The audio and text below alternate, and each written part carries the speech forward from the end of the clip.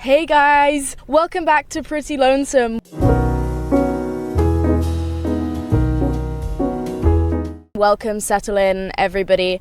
Look around, new enclosure alert. I know I finally got a car. I'm so excited.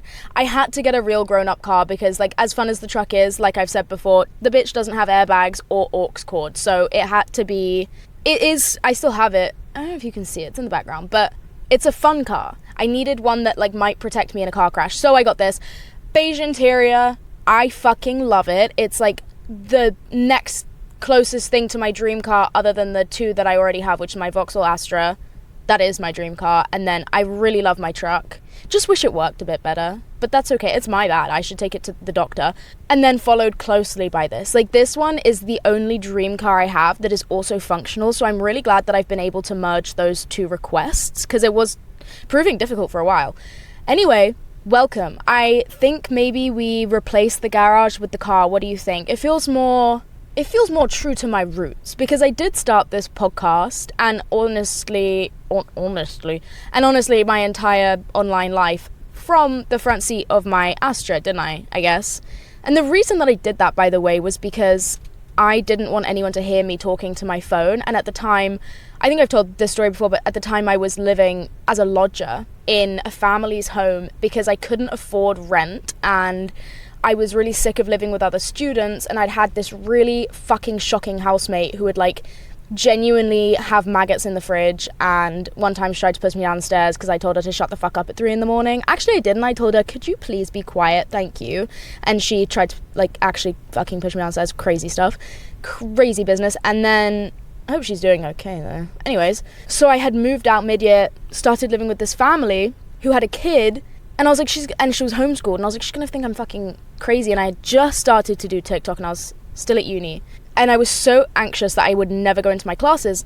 And then I got this Astra because my previous car, which was a Peugeot 107, which you guys never really got to know that car, I crashed it.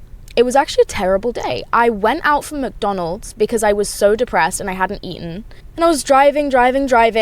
And then I was, like, about to pull out onto this. Do you care? No. Anyway, I rear-ended someone at like 20 miles an hour because I was too busy seeing if the road in front of him was clear, and I didn't see him hit his brakes last second. Went straight into the fucking back of him. It probably wasn't 20 miles an hour. It probably just felt like that. It was probably like 5 miles an hour. Think I broke a rib. It was actually so fucking painful, and I've never been unable to breathe for so long. Like, I got winded because I had been leaning up against my steering wheel to see if I could go straight into the chest. Horrible day. Then I went on, like, Craigslist or Gumtree, and I found this beat up Vauxhall Astra for like £600. And my mum, the angel that she is, fronted me the money, helped me buy the car. I did pay her back. It was very generous. And now I still have that car. And the most exciting part of all of this rambling is that right now, as I'm filming this, it is 11 minutes past 2 in the afternoon. At 5:30 this afternoon, I will be leaving my house in LA to go catch a flight to the UK. I'm going back to the UK for 4 days. That's 3. I'm going for 4 days because I have a job in Florence, and I'm going to pass through, since I'm going to be in that neck of the woods, as they say, and I'm going to go see my mum for 4 days and bug. And I'm so excited. I haven't seen them in way too long. I've literally not seen them for like 2 months. But anyway, I'm really excited because I haven't seen them in too long.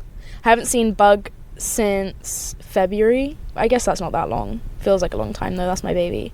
Anyway, I'm really excited to go home. And I do have, like, a bit of a surprise, kind of.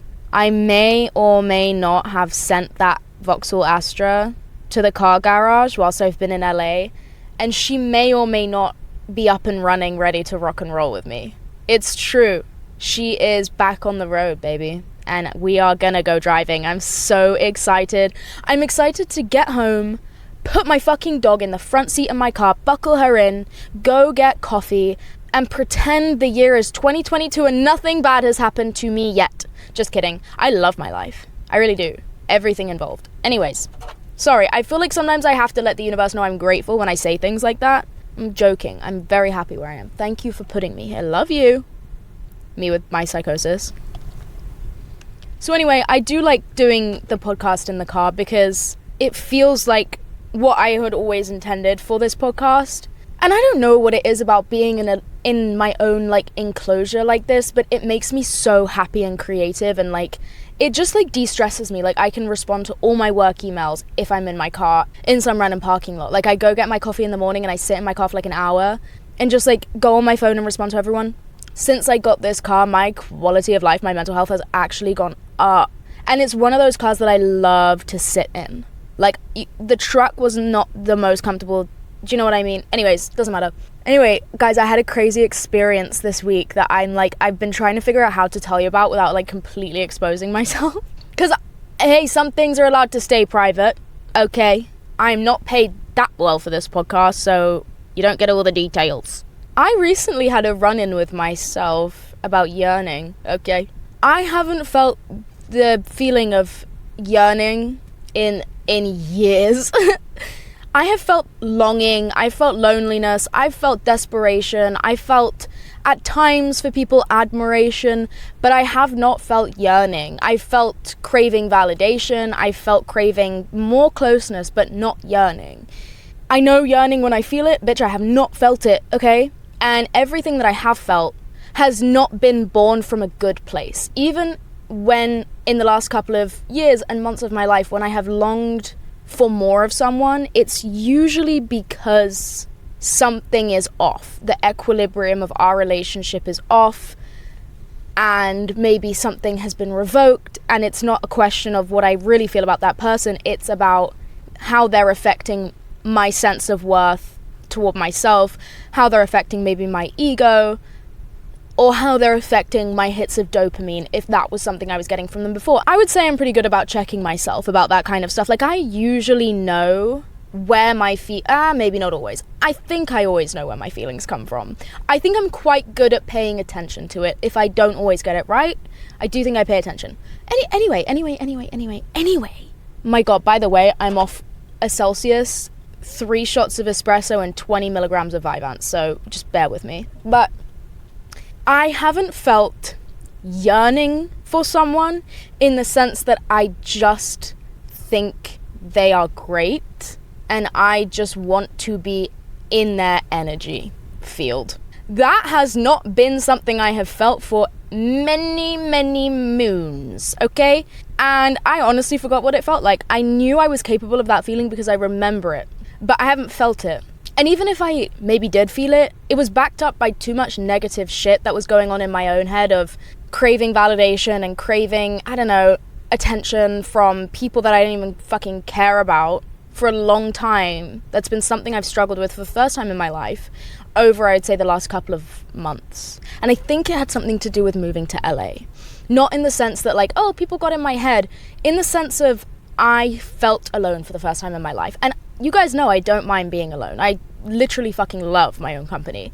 I think it was the distance from my mum and the distance from my family that for the first time in my life made me feel that I needed people.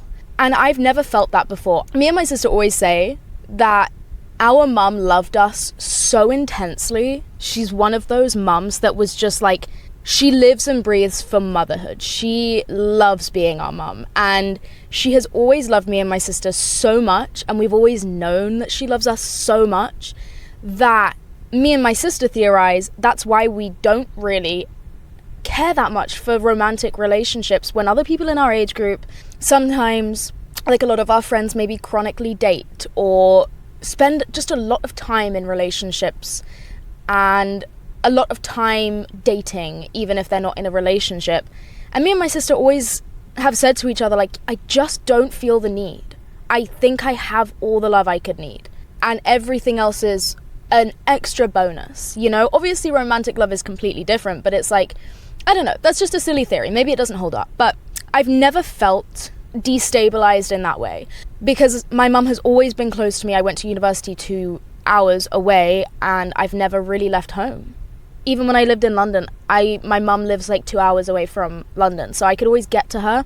This is the first time in my life where I have lived somewhere where I can't get to my mum within a day, essentially. I mean, I guess the flight is only 12 hours when you really think about it, but it's like, realistically, I can't just go home. And it's the first time. And I think that mixed with being still kind of relatively fresh out of a breakup when I got here, and everything combined made me just pay way more attention to trying to date than I ever have before in my life. And I kind of knew I was doing it at the time, and I just felt like, okay, I'm in a new city, in a new country, I don't know anyone, or I know a couple of people, but I just wanted to build. It's really scary. Like, it's if you've ever moved away in that way, you know the feeling of like, oh my god, I'm alone. And even though I have my friend here with me, T, and I think that if I didn't have T with me, this would have been much worse. But even with her here, she is just one person, and I felt such a loss from my family that I think I just needed more and more and more. This whole male validation came into things as well, because I guess that was the breakup aspect.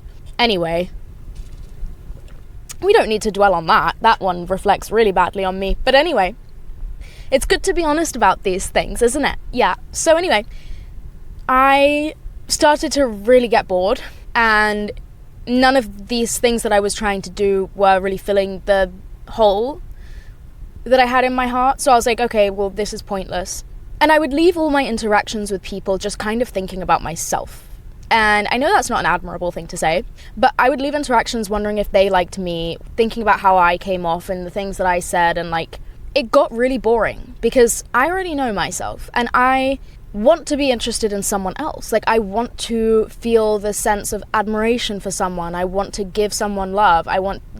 These were the things I was really looking for, but I wasn't meeting anyone that sparked joy, shall we say. So I was just leaving thinking about myself, and honestly going in a downward spiral where I would just feel more insecure at the end of something like that. So I gave up, and then I met someone who, I'm not going to date this person. At least I don't fucking think so. Like, that's not what this is about. Okay? And this is why I'm like the worst person on earth, is I will yearn for people and fall in love with them in what seems like a romantic way, but I will not want to date them. Not because I'm avoidant or because I have fucking commitment issues. I just fall in love with people. I fall in love with everyone if they are actually my friend. And the only difference for me in terms of how I feel about my friends versus a partner is I also want to like have sex with a partner. But like, there is no love that I don't feel for T, for example, that I would feel for a romantic relationship. Does that make sense? Like, I love you as much as I can love a person. There isn't more for me. There isn't another piece of my heart that she could unlock. I just don't want to sleep with her, obviously, because that's my friend. Like, it's a different kind of feeling. So I don't find it weird to say that I'm literally in love with some of my friends, because I actually am. And sometimes I meet new people and I fall in love with them too, but I'm like, that's weird because I don't know them like that. So I shouldn't be falling in love with them because they could be horrible. I don't know. So it begged the question for me of like yearning, and what is that word that's overused on TikTok? Why do I think it's flatulence? It's not. Limerence, flatulence. Anyway, it kind of brought those two words into question for me, both limerence and flatulence. So I was like, I refuse to feel limerence. I think that's fucking crazy. I think no one actually does really experience it. I think it's a TikTok buzzword that it's very rare, I think, to genuinely feel that for someone. And I don't think it's healthy either. But for the first time in a long time, I met someone who, when I left my interaction, there is nothing bad lingering from that interaction. There is nothing that you said to make my eyebrow raise. There is nothing that you did that I am gonna have to maybe not tell my friends about because then they're gonna laugh at you. Nothing, just goodness. And I hung out with them and I was like, I want to write about it. I write, by the way, this is gonna scare off so many hoes, but like, I write about everyone. If I've ever met you, just know there is like 7 pages in my journal about you. I write about everyone that I find interesting, and because I love it. Like, people are so special and I love writing. So I like to perceive people and I like to get that down on paper so I don't forget. And I also do this one scary thing where if someone shows me a red flag, but like maybe I'm going to be their friend anyway, it's like not like a major thing, but it's just like, ooh, that could one day be something I look back on and I'm like, yeah, the signs were there. I write that down too. And I know this is mean, and it doesn't mean I don't give people grace or forgiveness. It just means I once got really badly pranked by someone that I thought was great, and then they weren't, and they were cruel. And then when they became cruel, I look back and I thought I was crazy because I never saw any signs that they were going to be cruel. And then my whole perception of reality changed, and I thought I was insane, and I lost all trust in myself and all trust in the world. And so now, okay, forgive me, I take notes so that I can never get pranked again, because I saw what you did, I know what you did, and then I still don't care. Like, it doesn't matter. I do things all the time that might make some people be like, wait, what? Sometimes I say things that I shouldn't say, and they could be taken to be mean. And it happens. Like, sometimes you accidentally say something and you're like, oh, that sounds mean. And maybe someone perceived something you said in a way that is mean and you didn't mean it like that. You know, there's all kinds of things that just go wrong in daily life. And you just have to give people grace. And so I give everyone grace most of the time. What the fuck? I'm sweating. So if I want grace from people, I also have to give it. So that's what I do. But anyway, it's kind of not the point. I recently left these interactions with this person and I was like, hey, listen, for the first time in a long time, I'm only thinking about you after I've left this interaction. Like, instead of thinking about me and if I was weird or if I was cool or like if they like me, I'm thinking about if I like them. And the answer is yeah, by the way. But it's like, they were so interesting and they were so new and like, they were so comfortable with themselves that it made me feel very comfortable with myself. Anyway, it got me thinking, right, about these kind of like obsessive thoughts and feelings that you can have over people. Because I hate thinking about someone more than I see or know someone. What I mean by that is, to obsess over someone that you don't really know is going to build an idea of them in your head that can never be accurate because you don't know them, and it may lead to disappointment. It's too much pressure. It's weird. It's not normal. And so if I ever like someone, be it as a friend or more, I make a note to not go on their social medias, to not look at their profiles, nothing. Like, I don't indulge in that person outside of when I'm seeing them or speaking to them, because it just breathes something that is not human and not natural. And I don't know how to deal with that stuff, so I avoid it. And I like to be around people who do the same, because I would not like to be around someone who is expecting me to live up to a fantasy version of myself that they fucking created in their spare time, bitch. What the fuck? Who is she? I don't even know what you are lying to yourself about to even live up to it. Now you're annoyed at me. What's going on? Bruh. Anyway, got me thinking about... Hold on. I have my laptop. Hold on. Marina Abramovic. That feels wrong. Marina Abramovic. Marina Abramovic. Probably not saying that right. I apologize. You are probably familiar with her work. She's an artist. I will be brief in explaining her art because I will probably not do it justice. But essentially, what you've probably seen of her is she once did an exhibition at the MoMA where she sat at a table and invited the public to come and sit opposite her and hold her gaze, essentially. And people could stay for as long as they wanted. Some people stayed the entire day, some people stayed 5 minutes. And she did this, I believe, for 720 hours. Crazy. And she is also very famous for walking the Great Wall of China with her boyfriend. That is a very famous, obviously, piece of work. She is a performance artist, yes.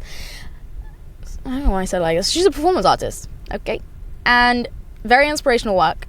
I never really understood the depth to it because I kind of don't feel super driven towards performance art. I don't know why. I can get it and I can appreciate it, but it's definitely not my niche. It's not. Same way I don't like poetry. Is that criminal to say? Can't stand it. I like Sylvia Plath, though. I don't know, just because she was cool as a person, but like, and most artists are cool as people. I don't know.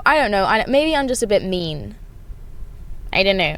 But Obviously, her work is admirable and inspirational and extremely interesting when you actually read about it, which I did.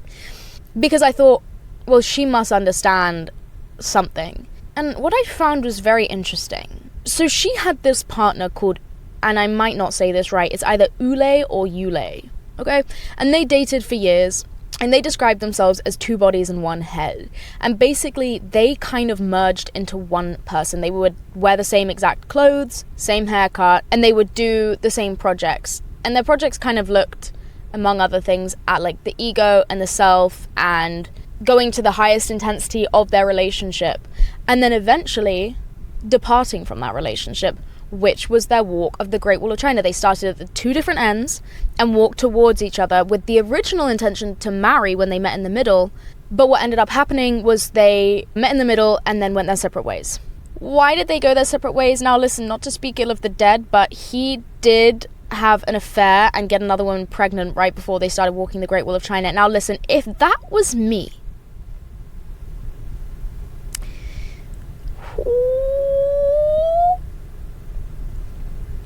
ooh. So to undergo, that level of intense relationship with someone, and I get it, they're artists and they were intentionally doing the whole enmeshment thing, becoming one. You're gonna betray me like that? When, listen, what's interesting is they got probably as close as you can to removing the barrier between being two separate people from the person you love. I feel like they got as close as humanly possible to, you know, that feeling of like you want to climb inside your partner? Like hugging isn't enough. Like I literally need to get in your asshole and then climb into your ribcage and like curl up inside you. That's kind of like what they were doing. Like that, they got as close as you can get without surgery to literally like becoming one. Because I guess like kind of the crazy part about life is you are so alone. You are so alone, and that might scare some people. It doesn't scare me. Personally, I'm relieved at that thought. But like there are people who, I guess for them, the highest ideal of love or the most intense version of love that they can get, which for whatever reason they wished to experience, the highest of the intensity and the most in-depth of their love experience, for them that meant literally becoming one person. And it's interesting because I would never look at love that way. And maybe they didn't either, and maybe I just like haven't read enough about their work and like the different ways to perceive it. But when I love someone, I don't want to be one with them. I want to be able to like behold them. I want to see them. I can't see you if I'm too close. I don't want to be you or be part of you. Like I love you. Does that make sense? I don't need to be so intimately involved with I don't need to become part of you. I want to be in your life, but my love, I feel like, for someone doesn't grow based on how close they are to me. In terms of you're in a relationship and you're literally becoming one fucking person. To me, that isn't growing closer. It's just doing something else. Does that make sense? Like, I remember the first time I fell in love, which is a story I don't talk about online, but I will just say this. I remember being so way too in awe of this person, like way too in awe. And we broke up, and I remember the peace that I felt in knowing that they weren't dying. They weren't disappearing just because we broke up. They were always going to be out there in the world alive. They just weren't going to be with me. And I remember thinking, this is the second best outcome for me. The first best is that I get to be with you, and the second best is that I get to know that you're alive. Just her being in the world and being happy, whether or not I had a part in that, was genuinely almost as good as getting to be with her. So I was confused by her work because I was like, that's not how I feel about love. Like, to me, I already was at the peak of my love and my journey with this person because, great, we break up. I'm so sad, but I'm so thrilled for you. And I'm thrilled for the world that it's about to have you in it. Like, it's like you're going to go somewhere else and you're not going to be with me anymore. How lucky is everyone else? Like, I don't know, like everyone deserves a time with you and to know you and like whatever. It's not going to be me anymore. At least you're still I don't know, like they were a whole person without my involvement, and that is why I love them. Does that make sense? And I also feel, and this is exclusive, by the way, this next thing is exclusive to when I date women. I feel whenever I'm like with a guy, whatever, I feel like I'm like, yeah, I'm a woman, I'm feminine, you could never understand. I feel, yeah, like I am a woman. Like it doesn't really, it's not really a thing I think about, but it's like, that's, if I was to say how I feel, yeah, I'm a woman, the fuck. It's not something I think about explicitly, but like if I had to, I would say that's how I feel. When I am with women, and this isn't the right wording, but I've never been able to find the right wording, so let me just say this. I feel almost not like a woman, and the reason for that is like I'm so in awe of whoever the girl is and everything that she embodies that I start to almost feel like a little boy. And you know the way some little boys maybe are perceived in well-written movies, where they are in awe of the girl next door. Like that very classic awestruck wonder state of being that you see portrayed in little boys. Like in My Girl, the way Macaulay Culkin feels about, I forgot her name. If you've seen the movie, you know. But like that moment where the little girl does something and the boy's jaw kind of drops and he's just like watching her and he's like 5. And it's like, it's almost this like otherment of like, what are you? Like you're an alien, like you've just discovered a species, and it's like, oh my god. Does this feeling, do you know what I'm talking about? Because every time I like a girl or I'm with a woman in a relationship, whatever, that is how I feel towards them. And it makes me almost retreat into like, you are another species. And I know nothing of that. I know not what it is to be you. It doesn't really manifest in bad ways. Like, it's a good thing. It's an interesting feeling. I've never been able to vocalize it or like make it make sense. So let me know if you know what the fuck I'm talking about right now. But it's just like, I couldn't imagine being in a relationship where we merge, because the way I want to love someone doesn't rely on having to be them or having them be me or having to live an identical experience or having to achieve ultimate proximity. Does that make sense? What was my point? I was talking about yearning. I don't know, I'm just giving thoughts on yearning at this point. But like, I kind of forgot about all these feelings for many years, like I said. And then, not for many years, but like I did forget about these feelings for a while. And everything was replaced, like I said, by things more negative and like coming from badder places? Yeah, for sure. Coming from worse places. But I've remembered what it is to feel loving lately. To feel, because the thing is too, if I'm not indulging in the other person, I'm indulging in myself. And one thing about me is I don't really like myself. I do, and I'm learning how to practice self-love and build a better relationship with myself.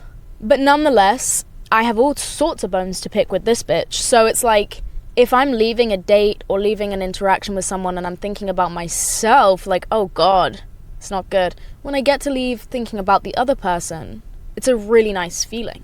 And for me, those feelings do not spiral into obsession or limerence or whatever the fuck.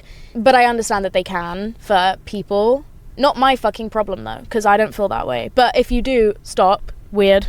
So, these two artists, okay, Marina and Ule, they, in my opinion, or in my perception, a big part of their performance art was like completely stripping away the ego and getting to the absolute root of the most naked human truth with each other in their relationship and allowing people to watch. And what's interesting to me is even after all of that, at the point where they have merged so deeply in their art, in their relationship, that they are practically one fucking person. Like they said, one body, two heads.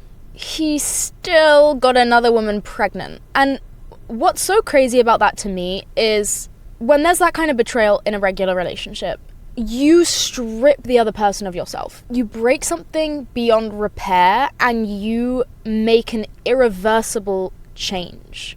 And even if that other person who was betrayed wants to lie to themselves or forgive you or come back to that relationship, it will physically never be the same because you changed something in the foundation of it. Not just by betrayal, but there is now a baby involved. There is another woman involved. And everything else fundamental, like trust, is also fucked. But like, let's say that somehow foundation remains, things are still different now. And so in robbing someone, in like cheating or having an affair or getting another woman pregnant, like you strip the person of you. You are gone from them. And that entails all kinds of grief. But what's crazy to me is enmeshing yourself so much with another person that the world watches you almost become one. Not just in looks, not just in performance or the art you create or the projects you work on, but literally on a soul level, you guys are breaking the world record for fucking closeness. Now you haven't just stripped her of you, you've stripped her of herself because she is you. And like, again, I don't know the ins and outs of their relationships and I'm probably not well versed enough on their work, but is that not crazy to anyone else? She is a much better woman than I am because I would have pushed him off the Great Wall of China. And what's crazy is she knew he had gotten another woman pregnant right before they started their journey. So basically, they decided that they were going to separately walk the Great Wall of China, meet in the middle, and get married. And then they ran into like bureaucracy issues, and they essentially had to wait 5 entire years until they could get the Chinese government to give them the blessing and the paperwork and all of the things. And then when they did finally embark on their journey, they had already grown apart because their work had taken off, and Ule had some strong opinions on the consumerism of their art. He didn't like fame, he didn't like celebrity, and he didn't see value in his work becoming praised and successful and consumed, essentially. And she did. She welcomed the success. And they had already grown apart a little bit. And I believe that they were planning to split, or I don't know if they knew they were going to split, or if she found out about the other woman and so they split, or if they had split and then he got another woman pregnant. Like, I don't know. I should probably have found out. I don't know if it's online. But what was meant to be like them uniting in the middle ended up becoming their breakup. When they met, they broke up. And they walked their separate ways. And then they didn't speak for 22 years. Okay? 22 fucking years they didn't speak or see each other. And then she was doing her exhibition that I said about earlier at the MoMA, where she was sat across the table from the public. And he shows up. Mind you, she can't leave. Like, she's doing a fucking, like, well, I guess she could. But he comes and he sits down. And she had a no touching rule at the MoMA. People weren't allowed to physically touch her or lean across the table kind of thing. For her safety, I guess. Or I guess also part of the art. I don't know. But she leant across the table and she took a hold of his hands and they both cried. Or teared up. And it was the first time they'd seen each other. In another interview, she said that, because he also sued her at one point. Crazy business. I would have killed him. But she also said at one point in an interview that all the hatred is behind them. And they continued to work together, by the way. They had collaborative art projects up until he died, I think. I find that so interesting. I feel like you never really stop loving someone if you've loved them once, even if they betrayed you. Because I think if you're just going to be, like, completely stripped, if your life's work, like hers was to discover everything about yourself and, like, strip the ego, strip everything, and really go on that type of an intense mission, like, then you have to bear the truth, which is just human nature, and like cheating and betrayal and all of these things. I guess you just kind of have to do radical acceptance with it all, right? I don't know. And if you actually, I feel like she mastered love to be able to put that behind her and forgive him.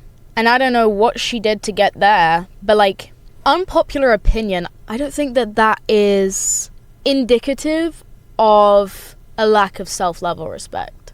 I don't. I think if someone does that kind of shit to you, but you're that kind of person where that's your body of work, And as long as you take the right steps to heal and you make peace with what happened in your life, it's a lot harder, I think, to make peace with the bad things that happened to you than it is to forgive the people who did them to you. I think if you just practice a little bit of radical acceptance and you have a good understanding of ego and soul, aside from earthly meaning and right and wrong, you can easily become neutral towards people who hurt you. And I imagine it wasn't even that hard for her. I think what's harder, and maybe I'm projecting, is accepting that it happened to you. Because that's where you have to then deal with fuck the soul, fuck the ego, like fuck like earthly purpose and like art and shit. This hurts. And that's fine. Like, because that's where I get fucked up a lot of the time too, is I'm like, I genuinely struggle to hold anything against anyone because I feel that I understand why people do the things they do. For example, with the exception of people being truly evil and bad. Okay? We're not talking about those people because I don't know what the fuck they're on. Say someone lies to you, betrays you, whatever, and they're not just evil. And I don't know how you tell the difference. But listen, I'm just speaking kind of hypothetically right now. Say they do that, and you understand, and it's not that you make excuses for the person. This isn't an excuse, and it shouldn't change the way that you then interact with them. There's a difference between making an excuse and giving a reason to, and just understanding. You did that because you're selfish. Because you don't have restraint. Because you are emotionally numb and can't empathize with the distress your behavior caused me. Because you are lacking in emotional integrity, because you are afraid to, or don't know how to, begin working with your soul, begin deconstructing your ego. Because not only are these things difficult, because they're not spoken about, they're laughed at, and they're condemned. Like, in public, like by, I would say, my age cohort, anyway. There's all kinds of shit that says, like, it's just, I don't know, it's just difficult to do for most people. Or to even know that it is there as an option to do, like, I think. But, I don't know, I wonder what her process was. Anyway, I don't know, I'm kind of just talking out my ass right now. I, like, struggle to actually perceive why the fuck you would want to be that close to anyone. To me, that's just, like, not love. To me, that is torment. But maybe I've just, like, never been properly, like, in it with someone. Maybe one day I'll go crazy and, like... But you know what? It is a thing where, like, people... You know, it's called the lesbian urge to merge. Okay, hold on. Okay, you guys know about the thing called the lesbian urge to merge? Now, this was a term that I learned off, I think, Rose and Rosie's YouTube channel in, like, fucking 2018. But...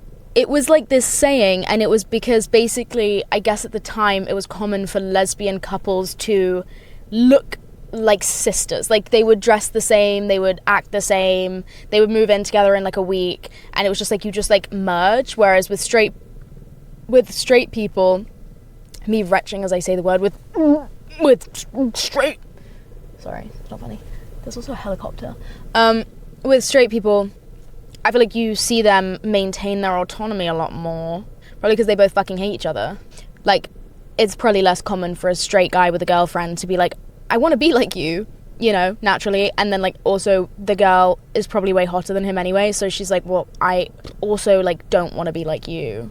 And it's, like, they are separated by gender. Like, it's less likely that your average straight couple is going to end up in a position where they become one person.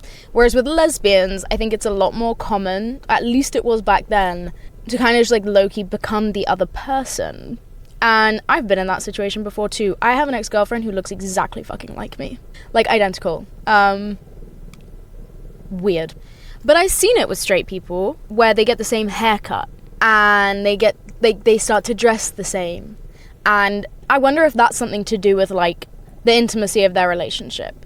Because I guess if you two have very similar souls and very similar interests, it makes sense that, like, the last remaining massive gorging hole between the two of you is your bodies. If your souls are already so aligned, And so why not get the same fuck-ass haircut? Why not, you know? So maybe I'm wrong. Maybe I just, like, have problems and have never had a good and healthy, loving, reciprocal, loving relationship. I don't know. I'll let you guys know when I find out, okay? Do you guys reckon my feelings that I don't actually want to become one with whoever I end up falling in love with, or the people that I just admire and love right now, is actually just a reflection on the fact that I don't like myself? So if I see something I admire, like, why would I have proximity to that? I just want to look at it. Like, don't pick the flower if it's pretty kind of shit. Ooh. See, I love these podcasts because I get to reflect in lifetime. What do you guys think? Anyway, I'm just talking out my ass at this point. Oh, it's 3 p.m. Fuck, I need to pack. This Celsius give me a headache and blurred vision. At least I'm going to sleep well on the plane. I'm actually kind of sad to be leaving LA though. I really like it here right now. It's just got warm again, kind of in the swing of things. But I am excited to see my family and Bug. What else? You know, one thing that drives me mad is when clips of the podcast go on TikTok and then people who don't watch the actual podcast are in the comment section, then they're like, I disagree with what she's saying. Bitch, so do I. Watch the whole fucking thing. Okay, we're theorizing. We're not making statements. I'm asking questions. Okay? I don't know anything, as we've just seen. But I think I'm not going to discredit the fact that I do actually just love in a weird way and, like, admire people a lot as being like, it comes from self-loathing. Not everything is a fucking problem. Jesus, not everything is negative. I think I just, like, admire people a lot. Is that so wrong? No. But it's interesting food for thought. But I've also never really had a good relationship. Like, I've definitely been in love, but never in a way that is particularly healthy because the context was bad. And I've also been in relationships that were bad, point blank, period, with no love involved. And, like, I've been in all kinds. But what I've never been in is one where we're both just in love and chilling. That's never been mine. What the fuck? I've never had much good practice. Should we say that? Maybe one day. I don't actually have that much interest in it, though. I'm very happy admiring from a distance. I wonder why. I like it, though, about myself. For now, it serves me well anyway. I'm a baby. I don't need to be doing anything crazy. Do I have anything else to talk about? No. Can't believe I'm going home in a few hours. Oh, guys, by the way, we introduced the cats to each other. You know, I got that shelter cat a couple weeks ago, Dexter. We introduced him and Boba. They live happily together now. Yes, gay couple. They are in love with each other. It's really cute, actually. They're still getting to grips with the whole, like, roommate thing, though. Like, sometimes they'll be playing happily and they'll, like, sleep in the same room and it's like, aw. And then other times, one of them will, like, swat the other one away and hiss. They're working out the kinks. I think it's fine. But someone said on one of my recent vlogs, they were like, what's going to happen with her cats when she goes home? My friend is staying here, so she will be watching them for me. Oh, fuck. I've just remembered I actually have to go to town and pick up a medication before I leave for London. Do I have time? I have 2.5 hours. Oh, yeah.